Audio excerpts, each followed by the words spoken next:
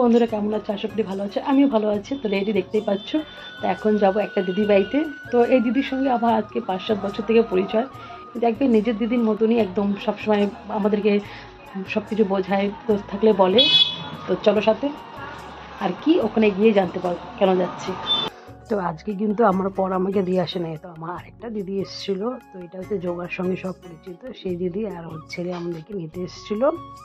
তো এই দেখো পৌঁছে গেলাম সেই দিদিটার বাড়ি। এই দিদিটার নাম মিঠুদি। তো কেন গিয়েছি তোমরা এখন বুঝেই নিবে। তো ছিল ঠাকুরের উৎসব। তো দেখতে পাচ্ছ এটা হচ্ছে ঠাকুরের উৎসব, আর অর্ধেক এখনো পুজো একটু বাকি আছে, অঞ্জলি আরো কি কি বাকি ছিল। তো এদিকে সবাই মিলে আমরা একটু গল্প করে নিচ্ছি। তো অনেক দিন পর সবার সঙ্গে দেখা হলো। এই দিদির সঙ্গে তো কি বলবো, কত দিন পর দেখা হলো। এদিকে আমরা সবাই ৪ জন একসঙ্গে খেতেও বসে গেছি। আর এগুলো হচ্ছে নতুন স্টুডেন্ট যাদের সঙ্গে আমরা এখন বসছি। এদের সঙ্গে আগের থেকে পরিচয় কিন্তু একটু কম। কিন্তু এই দিদি আর যার বাড়িতে গেছি এগুলো হচ্ছে অনেক পুরনো দিদি। এদিকে দেখো খিচুড়ি, মানে প্রসাদগুলো যা হয়েছিল না অস্থম।